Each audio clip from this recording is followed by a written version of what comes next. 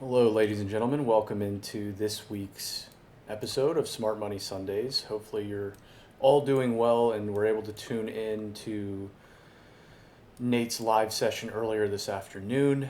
If not, I also like to do these Smart Money Sundays episodes each week to kind of share with you quickly what I am looking at personally for the week ahead. All right, so we'll go ahead and start off on EU as usual. And last week, again, we've been having some pretty choppy price action of late, but we got multiple drives into the high last week with Friday ending in a massive kind of railroad situation back down to the downside. All right, and I kind of recommended we err on the side of caution when looking to trade this thing counter trend. This thing is in a massive downtrend. The momentum is still to the downside. And we're going to need to see some significant momentum and price action and higher time frame structural shifts in order to change my mind, right? And so with that being the case, I personally am looking simply for continuations to sell this thing. Right? It doesn't mean it's necessarily wrong to look for quick buying opportunities if they present themselves. But again, you just have to take those with the understanding that you are trading counter trend and momentum. All right, but on this one, the same still applies. I'm looking at this as our POI 1. This is our secondary POI. And it would be nice to see us kind of go ahead and just solidify this new lower low and then wait for the overall pullbacks either into here, right, or up into this more extreme POI, right, where you can see the kind of inefficiency in this area of price, right, and then look for continuations, right? So if we can get up into premium, I'll still be looking to sell Euro USD, and the same really applies across the board on these dollar pairs. All right, so GU, same deal. Finished the week with very strong railroad to the downside, all right, taking out the low now. All right, and so simply looking at kind of this 90-minute here, all right, this 90-minute for continuations. This is going to be my POI 1, especially if we solidify that lower low. Then simply looking for another lower high for continuations, right? But if we do bust through this level, we obviously still have our secondary higher time frame points of interest as designated here. 1 hour time frame, you can see the inefficiency created here with this buy to sell, right? Running the low, then running the high, and then breaking down the structure, okay? And so if we can get up into here, and then ultimately the extreme POI is still for me going to be all the way up here, right? These are our levels that we're looking at for continuations short. So 1, 2, 3. And again, we're going to utilize time and price and lower time frame confirmations within these points of interest. All right, AUD USD. Again, same applies. We still hadn't traded down into the 6 hour candle, right? So any pushes higher, I was expecting to be met with selling pressure, all right? And we sure enough kind of got that last week where we did trade into this supply here, right? One time, again, ran the high, right? And then broke down, right? So I really like continuations lower on AUD USD. It's that 3 hour candle that we traded into, right, to run out the liquidity resting beneath these lows and trade ultimately down into this POI or potentially further down into 6,750, right? And so for me, looking at this kind of 9-minute area, right, for an intraday retracement, 9-minute candle, the up close that ran liquidity, buy to sell, right? Very simple, very straightforward, looking for continuations with momentum here. Same applies to NZD USD. Same applies here. We're looking to trade price lower down into the higher time frame level of demand. Looks like we're kind of trading into it now, but we're in a massive downtrend. And so naturally this low ought to be taken out and price trade lower into 6,000, right? And so for me, although we didn't quite get up into my preferred POI last week, which I really wanted, right, that being this intermediate supply here, right, these up close candles, we did indeed trade into the higher time frame up close, right where you can see we ran the low, then ran the high, and then broke down, traded right into this last week, had the reaction. All right, and so Friday, all right, we have demand here. Price trades into demand, fails to create a higher high, breaks down. So looking for a simple push up into premium for continuation, right? Looking at pullbacks on these dollar pairs as excuses to continue with the overall trend. Looking at this as a demand flip to supply. All right, so there's the level on NU, USD CAD. Again, I wanted this level down here. I wanted price to run these lows, trade into this overall level, but we simply reacted and respected this inefficiency here, right? Creating that sell to buy, breaking market structure again to the upside. So I think we can continue to look for buying opportunities. It'd be nice if we could retrace now. And so I like the 8-hour down close candle here. If we can get down into it as discount for continuations up into our POI. Now this is just a POI. It doesn't mean I think it's going to go short from here. I just like to target this area, right? But naturally in an uptrend, we should expect price to eventually take out this high as well, right? So looking for pullbacks, hopefully right now, into the 8-hour down close for continuation. This still as our secondary POI in case we get some type of hectic price action that ends up running out the low. This level is still of interest to me. Right. And the last major I want to talk about today is USD CHF. Right, this one obviously the inverse of EU, so should be looking for longs on this as well. Friday we ran out nice ascending liquidity here, traded into this down close candle, nice sell to buy. So simply looking for, again, retracements into discount. This is my level 96065 right here, and it's kind of that 30-minute inefficiency. All right, so looking at that 30-minute inefficiency, if we get down into here, I'd be happy to look at that as intraday discount for continuations after this manipulative liquidity run sell to buy. All right. CAD JPY, nothing really has changed on this one either. All right, we are bullish on these yen pairs, absolutely. Just looking at this structurally, right? Remember we wanted to run out the ascending liquidity. We sure enough did. We ran it out, sell to buy. And it does look like we're somewhat distributing at the moment, lower time frame for a potential retracement, which I would really like to see down into the 2-hour down close for another higher low and another significant swing to the upside. All right, so be patient with this one. I do absolutely think we can dig into this imbalance, right? Preferably the down close candle here for continuation trades on CAD JPY and catch hundreds of pips to the upside as a continuation play. GJ, same deal, looking for longs. We have still intact, as I talked about last week, our descending liquidity, equal highs. We never did take out these highs last week. This looks quite corrective in nature, but we haven't quite traded down into our POI.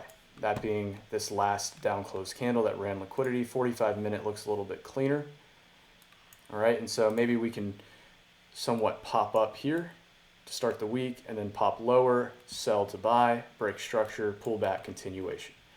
Right, but 165.3 is the level of interest here on GJ, 160.5 if you want to round it off to a whole number. Right, looking to attack that buy side liquidity. Euro GBP, same deal as last week, same POI. Right, this one we've just had to remain patient with some of these setups I've been talking about, guys, but ultimately this cross is in a downtrend, higher time frame. We have very clean pool of liquidity resting here at 8,340, so that will ultimately be taken out. And for me, if you kind of zoom out to the higher time frame structure, you can see the lower highs and the lower lows. We're trading up into the extreme POI now, right? And scaling in, you can see that 1 hour inefficiency that I really like, right here. This inefficiency play at 8,540. Let's see if we can come up into this high, potentially engineer more liquidity, right? And then have that final buy to sell, break a structure, pull back, continuation. right? So very similar to something like we're looking at on GJ. Euro NZD. Come on now. Euro NZD, right? Ultimately played off the POI from last week, right? And so I really do like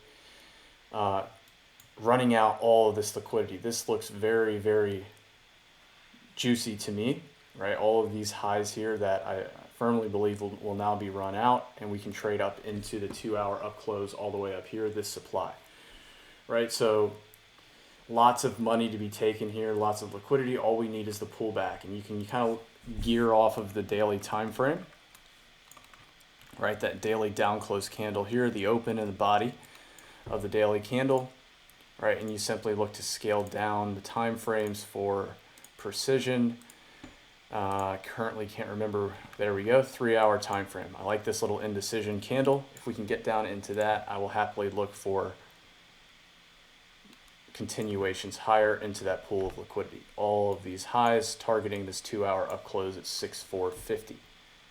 Right, so really clean looking setup here on EN if we can simply retrace and get that good discount to start the week. GBP CAD, here's another one I'd really like to see run out all of these highs here. We didn't quite do that last week. So, you know, we could be looking for potential buying opportunities, not necessarily just yet. It looks like I had a POI marked off here, but we're trading into it in Asian sessions, so I'm not going to touch it. But more so looking for the buying opportunities. Right, I did have this as a potential POI, so if we do get above here, right, we can then use this as the threshold for a continuation higher, with also the understanding that we are higher time frame bearish, right, and ought to be looking for continuations higher time frame to the downside. So I'm looking at this as the pool of liquidity, this as the supply, right, which traded into demand to the left. Traded into demand, reacted, failed, broke lower. So I'd like to get up into here at least before we look for shorting opportunities. So that's GBP CAD. Gold, we have higher time frame equal lows, very clean, right? That's hasn't changed. So that's going to be the objective here, higher time frame. So still lots of pips to potentially be caught to the downside here. And so I'm looking simply for pullbacks into premium, right? 1-hour time frame up close candle. That would be nice if we can get into that New York open tomorrow. So maybe if we can continue down to start the day, pull back New York, 1-hour up close, and continue here on gold, right? Knowing that the draw on liquidity is still going to be those higher time frame equal lows. All right, CAD Swiss franc. It's another one very similar to CAD JPY, right?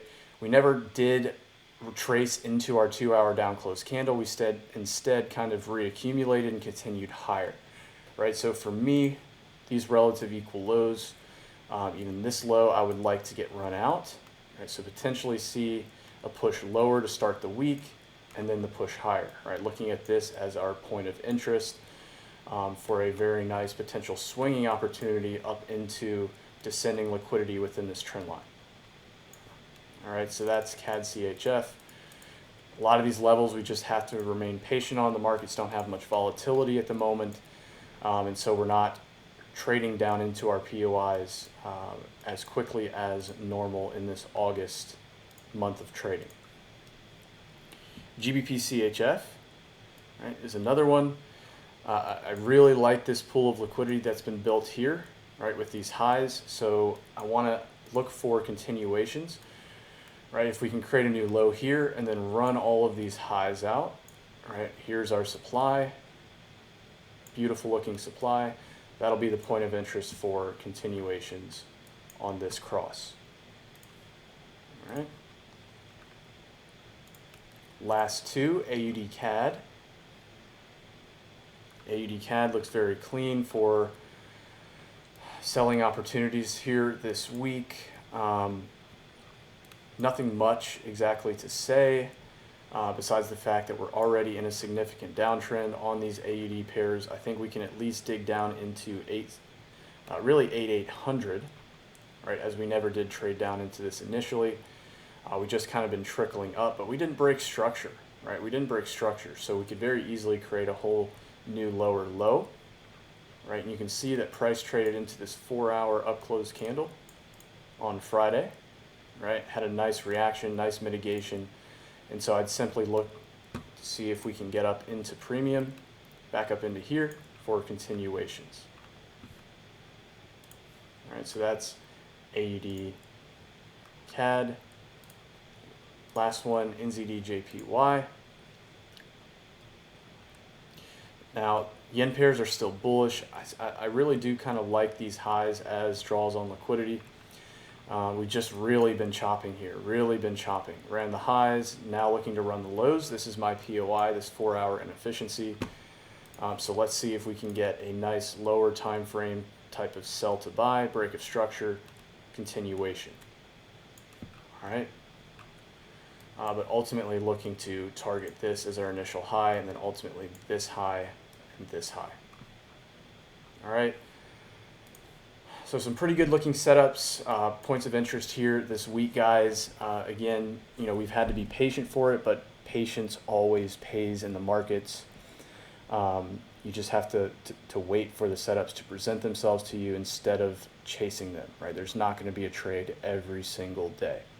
Right, it's better to take quality over quantity every single day in your trading journey. That's what will propel you to success. All right, so I hope you enjoyed this video. If you like the way that we break down charts, please head over to our website, arielfxtrading.com.